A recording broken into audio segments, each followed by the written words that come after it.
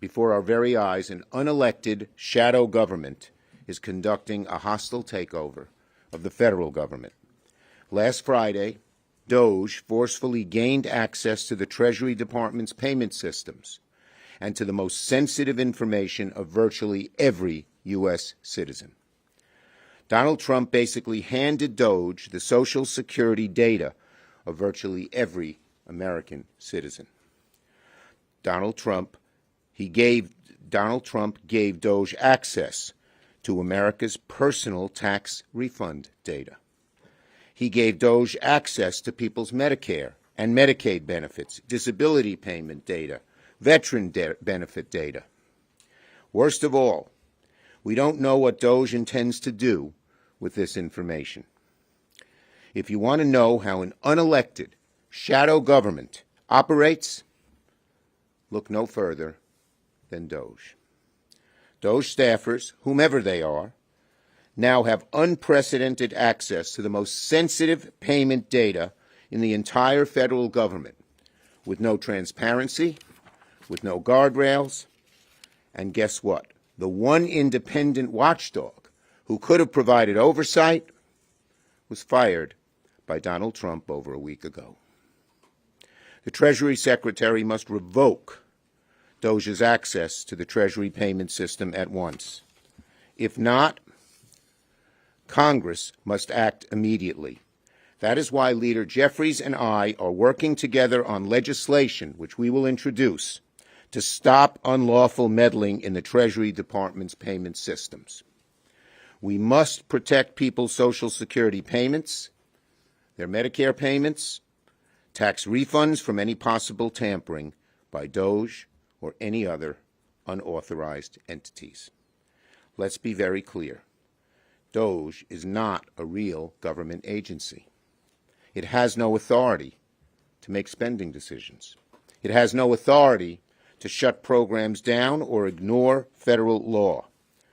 To give Doge a chokehold on Treasury payments is outlandishly dangerous. It's like putting a tiger into a petting zoo and then hoping for the best. It's impossible to overstate that this is playing with fire. The Bureau of the Fiscal Service, which oversees these Treasury Department payments, executes over 1 billion transactions a year worth $6 trillion. If these payments were ever intentionally or even accidentally halted or manipulated, it could paralyze our economy if we're not careful. One mistake, and people's Social Security benefits could freeze. Disability payments, aid to veterans, loans to small businesses, they could all be endangered.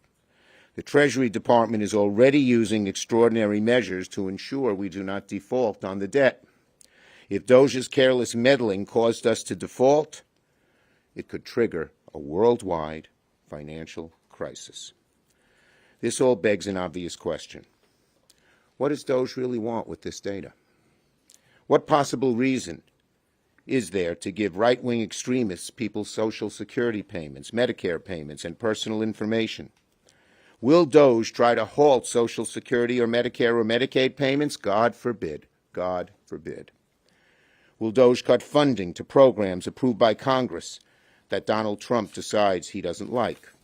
What about cancer research, food banks, school lunches, veterans aid, literacy programs, small business loans? How do we know Doge won't use its access to the Treasury to enrich Donald Trump's billionaire friends? What if they go after business competition of Doge's leadership? It is laughably naive to look at the wealthy billionaires who run Doge and take them at their word that all they care about is efficiency. Give me a break. The Treasury Department must revoke Doge's access to the Treasury payment system at once. We must halt this unlawful and dangerous power grab. Doge has no business anywhere near the federal government's payment systems, nor America's private data. Senator Murray. Thank you. Well, we're 2 weeks in, and it is already painfully clear this is the most corrupt administration in our history, and it's putting our economy, our government, and our most at-risk communities in serious jeopardy.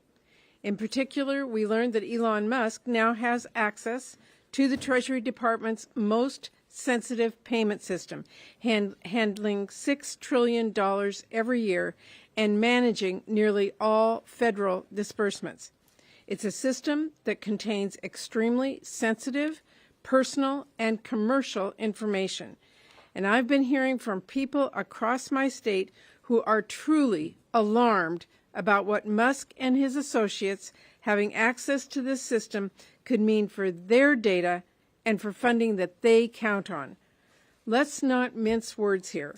An unelected, unaccountable billionaire with expansive conflicts of interest, deep ties to China, and an indiscreet axe to grind against perceived enemies is hijacking our nation's most sensitive financial data systems and its checkbook so that he can illegally block funds to our constituents based on the slightest whim or wildest conspiracy. Funds, mind you, that Congress passed on a bipartisan basis. Some Republicans are trying to suggest that Musk only has viewing access to Treasury's highly sensitive payment system, as if that's acceptable either. But why on earth should we believe that, particularly when he is saying the exact opposite loudly and repeatedly for everyone to see? What funds will Elon target next? Life-saving medical research? Housing assistance? Food banks? We already know he is falsely attacking faith-based organizations that help people and promising to cut off funds based off conspiracy theories. The world's richest man has vowed to cut off funding that helps the least among us? Think about that. And next, think about how many dollars he himself makes from government contracts. And the Trump administration is handing the keys of the Treasury to him. It does not get more blatantly corrupt than that. And let me underscore just how dangerous this is, because now that Trump has handed over Treasury's checkbook, what if Elon decides he doesn't like how Ford is getting federal funds to build an EV battery plant? What's next? All Elon has to do is say, oh, they're woke, and he can convince Trump to illegally cut off those funds. Maybe Elon will decide he doesn't like that Blue Origin and not SpaceX gets a contract, so he wants to gum up the works on their payments. Private corporations and competitors take note. And anyone who thinks that surely won't happen has not been paying attention. Now, make no mistake, Trump and Musk have absolutely zero legal authority to hold up any federal payments that are law. But that has not stopped them so far. This country is still reeling from the chaos of last week's blanket spending freeze, and Trump's illegal EOs to withhold funds are still not yet revoked. Trump and Musk have yet to find a law they think applies to them. That is not how things work in this country. We have a democracy. We have checks and we have balances, where the president is accountable to Congress, where we pass the laws and he implements them. But some of my colleagues across the aisle seem to be forgetting that our democracy doesn't work by magic. We have to do our part to hold the president accountable. Our job is not to say yes to everything any president does, no matter how lawless or harmful. Democrats are pushing back with the tools that we have. We'll speak out. We will press this administration, we will open investigations, and we will demand accountability. The one tool we do not have is the majority in this Congress. So that means our Republican colleagues have to say enough.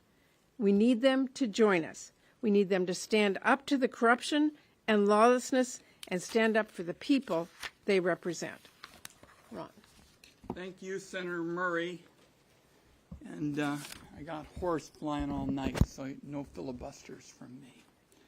Our finance investigators got confirmation from whistleblowers late Friday that the Treasury Secretary had turned the keys over to the Musk hatchet squad. And here's where we are now. It is clear that unqualified and unaccountable people have seized control of the flow of taxpayer funds and a trove of extremely sensitive data. They are seizing the tools you need for a coup. Their first target out of the gate wasn't anything to do with fraud or waste. It was a religious charity for poor people. If Donald Trump cared about improper payments, he wouldn't have fired the inspectors general.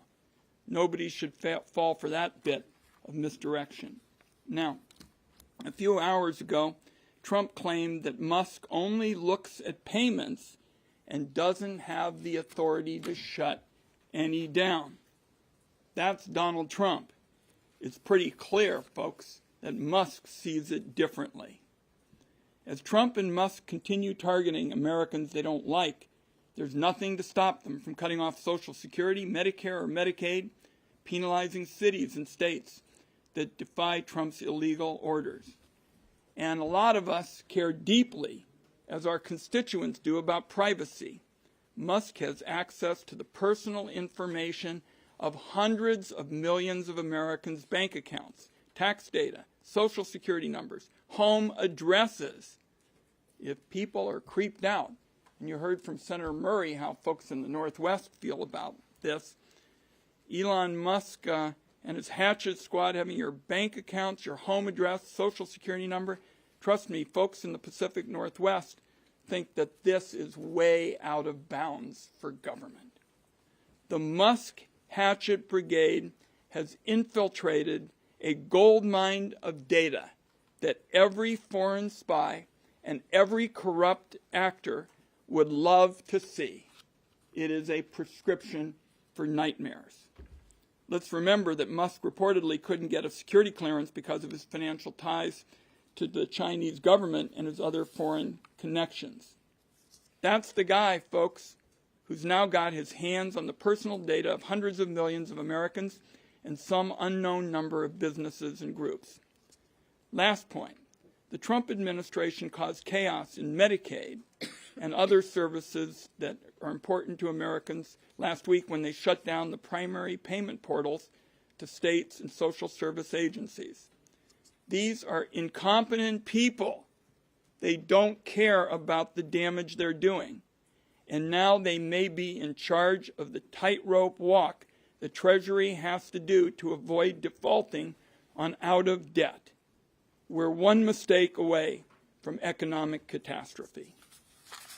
Senator Murray, who are we going to next? Okay. Senator Warren. Thank you. Thank you. So I just want to be clear about what's going on here.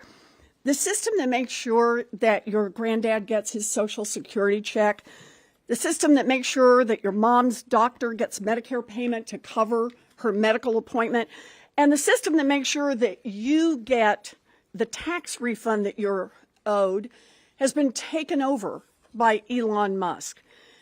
And every organization from your state government that uses federal money on that bridge project to the local Head Start that takes care of little kids while their mommies and daddies go to work is now at the mercy of Elon Musk.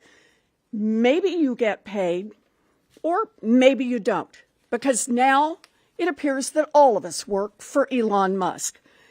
Elon just grabbed the controls of our whole payment system, demanding the power to turn it on for his friends or turn it off for anyone he doesn't like. One guy deciding who gets paid and who doesn't. It is not the law, but it is the reality. Now, there's a second problem here. It's not just payments from the federal government that are now in Elon's control. Elon and his handful of friends now have full access to your personal and financial information that's in the system. Your payment history, your Social Security number, your bank account numbers. Elon now has the power to suck out all of that information for his own use. Now, whether it's to boost his finances or expand his political power, it is all up to Elon. And there is a third problem. In order for this handful of programmers to gain access to our $6 trillion payment system, We don't know what safeguards were pulled down. Are the gates wide open now for hackers from China, from North Korea, from Iran, from Russia? Heck, who knows what black hat hackers all around the world are finding out about each one of us and copying that information for their own criminal uses. Donald Trump and his billionaire buddies are determined to take over this government to make it work better for themselves and worse for everyone else. And this is just the start. As we gear up for the tax fight, it will become even clearer that Trump will open the doors for his billionaires and giant corporations to find more ways to loot the government at your expense. Meanwhile, everyone else pays more for groceries, more for housing, more for prescription drugs, and more for health care. When unelected billionaires start ransacking our government offices, this is not business as usual. Nope, nothing is normal. We are living a nightmare created by Donald Trump and Elon Musk, and we need to wake up. We need to use every tool we have to fight back. And in the Senate, we can start by saying no to dangerous Trump nominees like Tulsi Gabbard and Russ Vought. That's it for me. Go ahead. I just want all of you to imagine yourself a foreign correspondent. How would you cover this if this were in South America or Central America or Sub-Saharan Africa? How would the coverage change? If you don't like an agency, if you don't like a spending provision, propose a bill, pass a law. That is so foundational to the American system of government that I don't want to race past this idea that you can wave away a federal law because you don't like it. And so it is both an outrage and an illegal act, but it also gives us some confidence, and the public should have some confidence. The law here is absolutely on the side of the American people being in control of taxpayer funds through the Congress. Through the Congress. And so they are depending on some sort of sense of swagger and inevitability to storm into buildings and take over the servers and to run the databases and to relieve people of their duties. Like this is some hostile takeover of a tech company. This is your government. And you can hate parts of it and love parts of it and be neutral about other parts of it, but it's still your government. And the way a person expresses their views about spending is by electing a member of Congress who believes what they believe. And so if anyone in the Trump administration wants to modify the spending law that was enacted, you gotta come back to Congress and modify the law that was enacted. This is not some minor transgression. This is an illegal act. They stormed into buildings. They shut down agencies illegally. And sure, first it was USAID. But they are now systematically going into the Small Business Administration, the Department of the Treasury, and they will not stop until they believe they have total control over spending. And that's not the way the American system of government is supposed to work. Thank you. I have questions. I know, Senator Schatz, you had put a hold on all State Department nominees, but this is to all of you. Why not go to the mat? You have all these nominees on the floor. I know we're coming in and out of executive session on Russ Vought. Why not, if you're so upset about this, and this is such a damning action down there, make them go through every single parliamentary hurdle, go in and out of executive session, put holds on every single nominee, and make this as difficult as possible. We are pursuing every action that we think we can do. But I will tell you this, we are here to pull the fire alarm. We are pulling the fire alarm. It is up to Republicans who are the majority in Congress, who are passing these nominations, who are sitting silently by while Elon Musk goes into departments, into agencies, and takes your information. It is up to them to decide whether they want to get out the fire hoses or sit in the fire. And I think we know what they need to do, and we're calling on them to do that. Chad, one fact I know because you follow the Finance Committee, the filing season has just started, and we got word that Musk apparently doesn't agree with the Treasury Secretary. The Treasury Secretary said that he was going to allow direct file, this new approach that Senator Warren and a whole group of us have been after for years because we're the only Western industrialized nation that doesn't use this approach.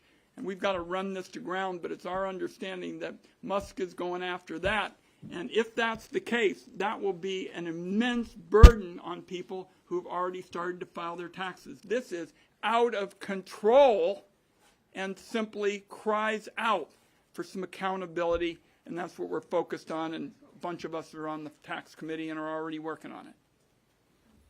Yes. Can you just expand on that a little bit? You are in the minority right now. You are fighting this through your communications, but what other steps can Democrats do to, like you say, pull your fire? Well, first of all, remember here we are, a week later, a week ago, the Trump administration illegally started impounding money that Congress in a bipartisan fashion had agreed to put into law. Within a few days, we had legal challenges to that in the courts, and every judge that has seen this, to my knowledge, has told them that this is illegal and that they need to start the payments again. I will, as an aside, tell you I spent the day on the phone with a number of my constituents who were calling who still don't have access to their funds. So we have an administration right now who doesn't believe the law applies to them. We will pursue this in the courts. We will demand that our counterparts in the Republican caucus also call on the president to follow the law, and we will again ask everyone out there to let your legislator know, use your voice to let your members of Congress know you will not stand for this. That's what changed last week. One what final thing on the procedural stuff. We're just not going to preview.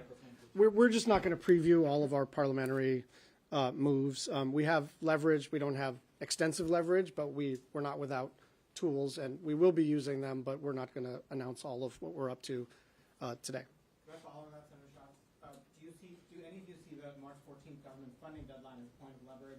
And if so, how do you plan to use it? Well, I don't know that it's a point of leverage. It's a fact. On March 14th, the government shuts down.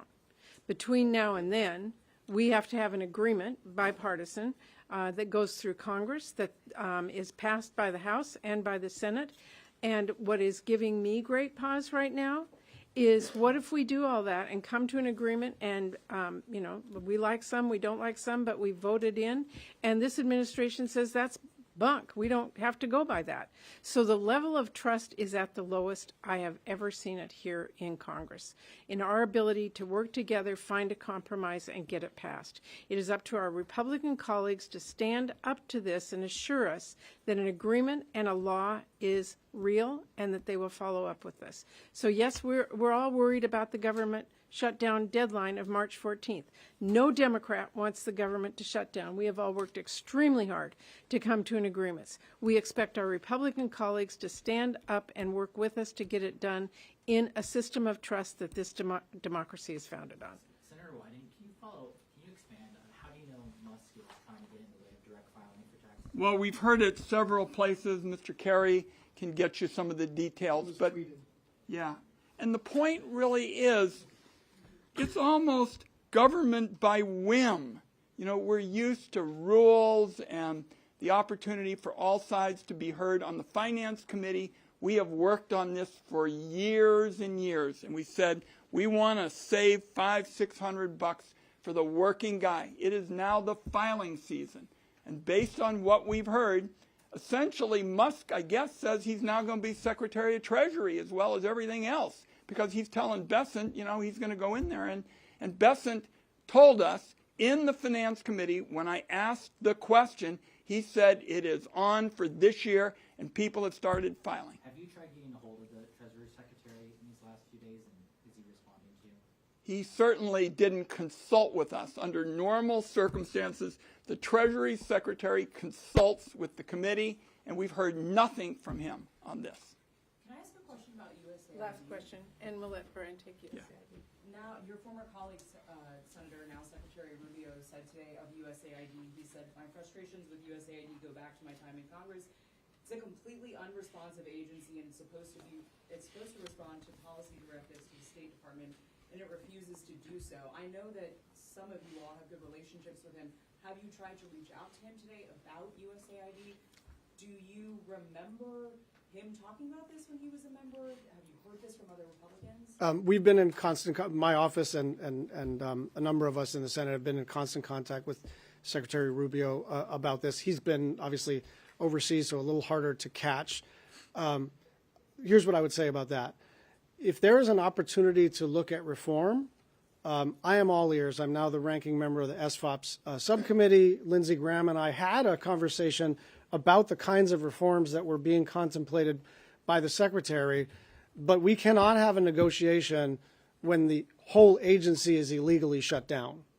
If the agency is reopened, then we can start acting like adults again and have a negotiation, but right now they've illegally shut down all foreign aid. One other point of fact for you is we passed the Foreign Assistance Appropriations Bill in Congress last year. It was completely, everyone voted for it on a bipartisan basis. Across the board, every single member, no one raised any issues that you just stated. No one. And we had a full committee hearing and markup, and none of that was raised. Can I just ask one follow-up? I have heard from someone with USAID who's stationed abroad who has not been locked out of their systems. You're saying everything is shut down. Is that the case? I can't speak to individual employees. What I can tell you is that money is not flowing. I can tell you that medicine is not being delivered. I can tell you that there is medicine on the dock that was abandoned and spoiled. I can tell you that people are evacuating countries. I can tell you that there is an outbreak of Ebola in Uganda and Marburg virus in East Africa. And all of those programs are either completely shut down or hobbled to the point where people can't deliver aid. And it's not just about providing life-saving care. It's about maintaining stability overseas so that that instability doesn't visit us in the United States. Thank you all very much. Thanks.